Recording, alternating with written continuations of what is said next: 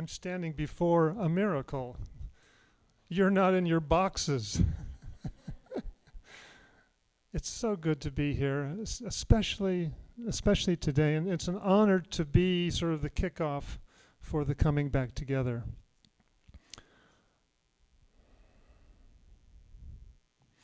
Miracles all around us if we have the eyes to see. If you've been in one of those 3D movie houses and you hadn't put your glasses on and you looked at the screen and it was all blurry and didn't look all that exciting, and when you put the 3D glasses on, everything popped and became so clear and so real, extra real. Somehow the grit of the journey, we've lost those glasses and we see things in a different way. We're not recognizing the miracles that are before us, the true miracles that are before us. And so today, and Easter is that time of the year that so many cultures celebrate. We've come together to witness the miracle of spring, the miracle of life being reborn, reawakened, reemerging. We've come here to witness that and to celebrate that. But do we really see it? And that's the key here. For miracles, I think we need to take the name miracle and sort of toss it away a little bit and put in a new word like normical. And the word normical means is a miracle that you haven't recognized. It's already here, always happening, only we see it so often it's no longer a miracle, like our technology. Our cell phones a few years back, that was a miracle. That big box that you held and you spoke in, and that was pretty cool. And now look at it. This handheld device that it's just amazing. And as amazing as that might be, these are miracles on the outside. What about the miracles on the inside? And what I mean by that is the miracle of consciousness. When we wake up to our own divinity, that's the true miracle. Things on the physical plane can be explained at times. Sometimes maybe not. Probably we don't know enough yet. But the consciousness, the waking up of a Buddha, a Jesus, a Thich Nhat Hanh, a Dalai Lama, a Meister Eckhart, or a Thomas Merton. These people are normicals in that they have awoken as we have awakened also, although we probably haven't recognized it. And Easter is that time when we can turn within and stop and look what is really before us. And I think what prevents us from doing that is that we already know so much. I know, I have a degree, I know a lot. Really. You can't tell me how your hand moves. You can move your hand, but you can't tell me which muscle, and is it your will that moves your hand, or does your hand just move? And if you've ever really just explored, wow, I'm moving this finger. Well, why am I moving this finger? I have no idea. That finger started to move. There's so much we don't know. And the mystics will say, why is there something here when it just as easily could be nothing?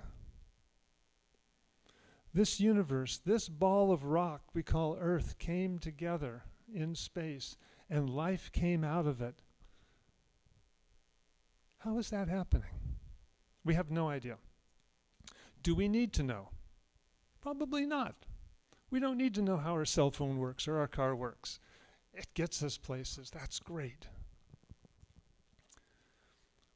Socrates was given the honor of being the most wise person in Greece. And he was going to receive his honor. And he said, you know, any authority that I have rests solely on the fact of how little I know.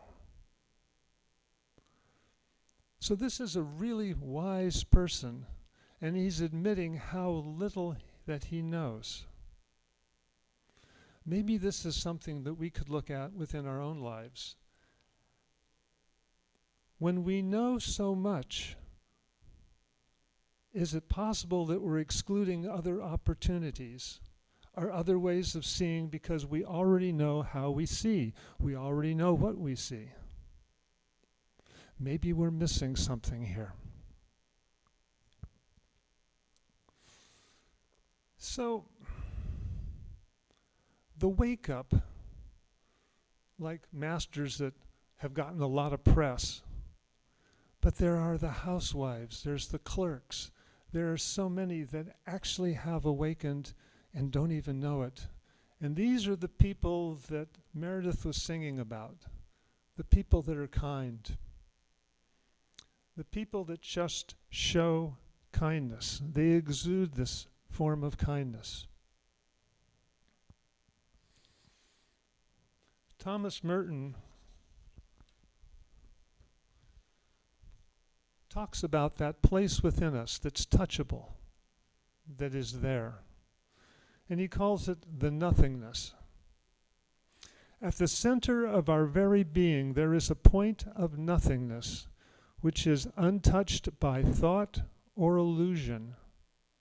A point of pure truth, a divine spark that belongs entirely to God.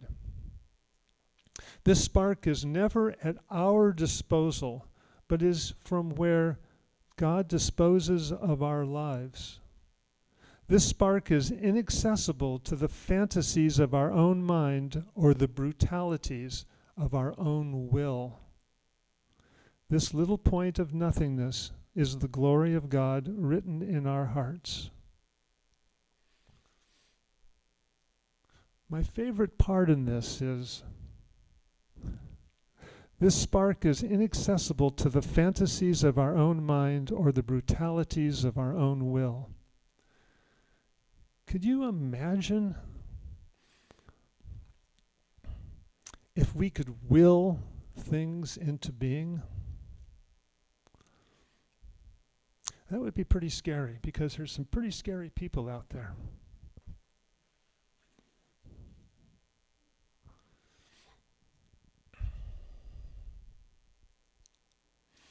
The idea of letting things be, simply letting things be, can be very provocative. When one discovers that nothingness, there is nobody left to discover it. The nothingness is just there. It's always been there. And I know you've touched those points. Touched those points in ecstasy, in sunsets, of places of unity and places of love, and places of wonder, where you disappeared, the mind stopped, and what was left was this unicity, all at once happening.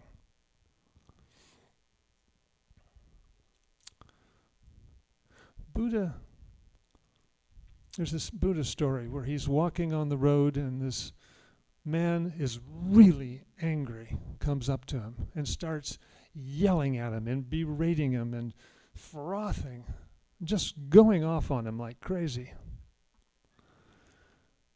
And Buddha said, continue. Well, the disciples wanted to, his followers wanted to take him and throttle him. And Buddha said, no, just let him speak. I want to hear this. And the man continued. And it was over 5 or 6 minutes, and he's going strong. 10 minutes into it, he's losing steam. And finally Buddha says, are you complete? Are you finished? The man said, yes, I am finished. And so at that point, Buddha turns to his disciples and says, tell me something. If someone gives you a gift and you do not receive it, you do not take it, you reject that gift, who does the gift belong to? The disciples said, well, it's the giver. He said, exactly. And he turns to the man and he says, I've heard everything you've said, and I reject your gift. This is a person who knows that point of nothingness inside. This is a person who can let it be, that doesn't get hooked, that doesn't get identified, that doesn't pick up his sword to defend his point of view. He can be kind. He knows what kindness is. He knows how to turn the other cheek.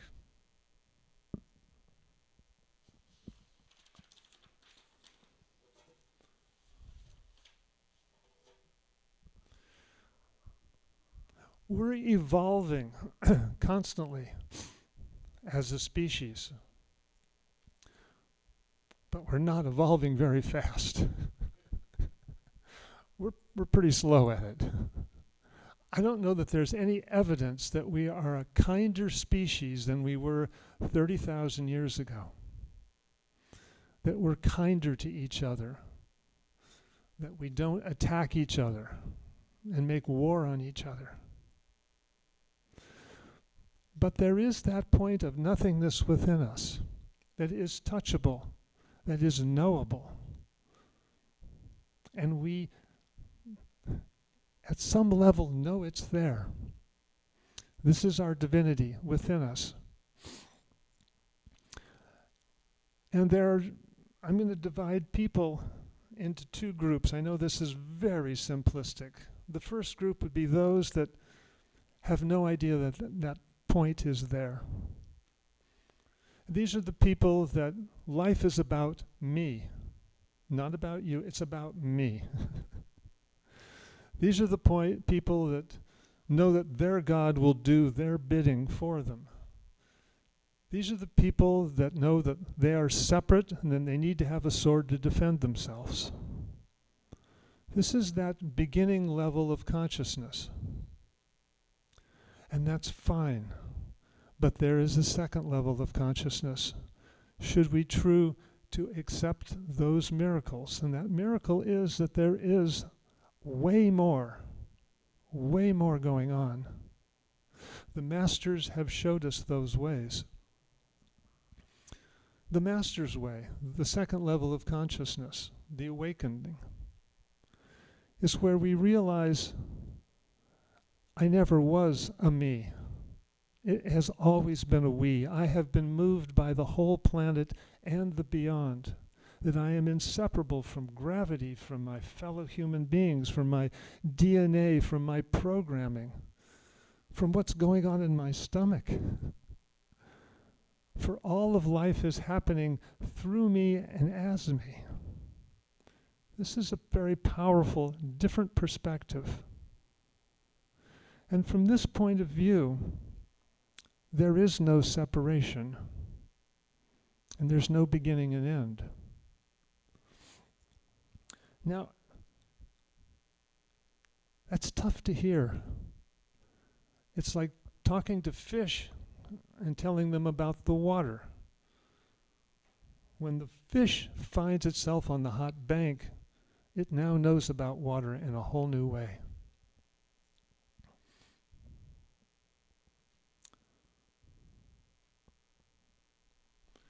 So, how do you find that point of nothingness? How do you awaken?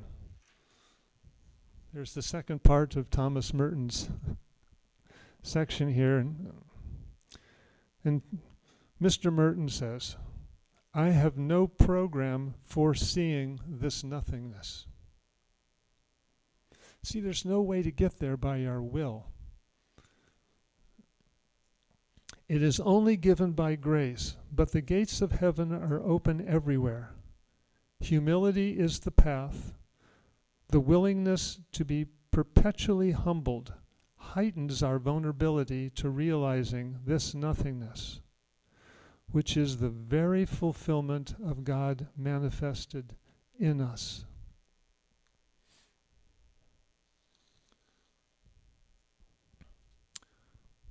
So what is he saying? He doesn't know. It happens. We can increase this happening of discovering our divinity. We can increase the possibility by planting ourselves in good soil, by being in community, by being kind, and by inviting a realization, a deep realization. Not just playing lip service to it, but looking in your heart, how much do I really want to know myself? Really, really want to know myself.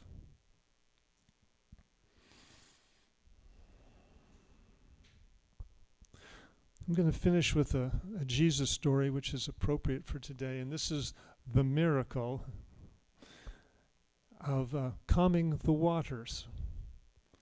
And I love this story, as a metaphor for awakening.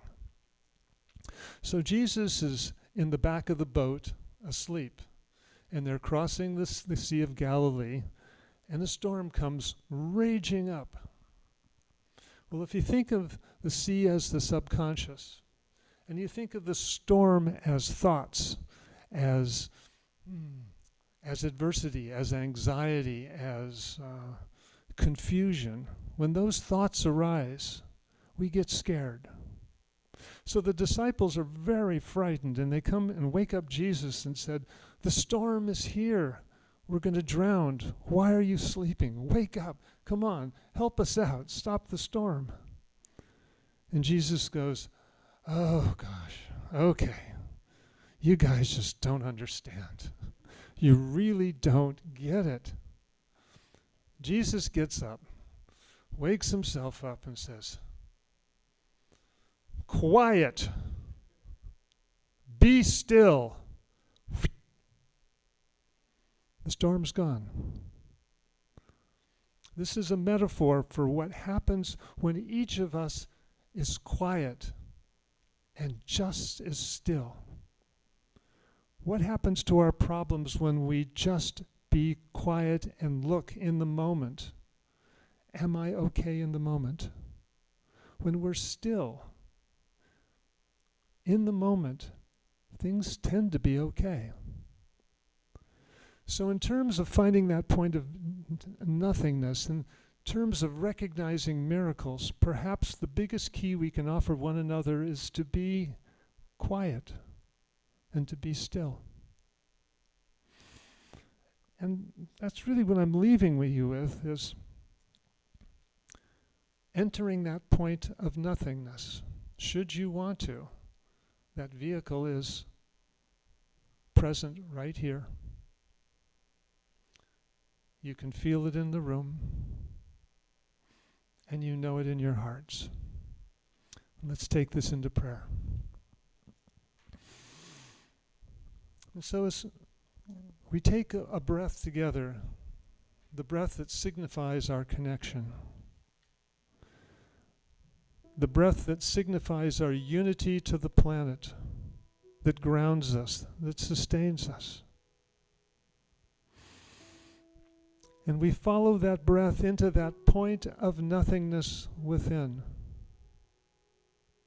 That point of nothingness that has never been harmed, that has no distinction, that neither knows up nor down. That point of open, relaxed awareness. And I speak a word from this point, inviting our eyes to see the miracles that surround us, inviting a new dimension of silence and peace, and having the courage to dance with life when we don't know how to dance, but trusting that when the time comes, we will be taught to dance, and it will be a joy. For this and so much more, I accept the blessings of this day. I bless this room. I simply bless all. And with that, we release this prayer by saying, and so it is. Amen.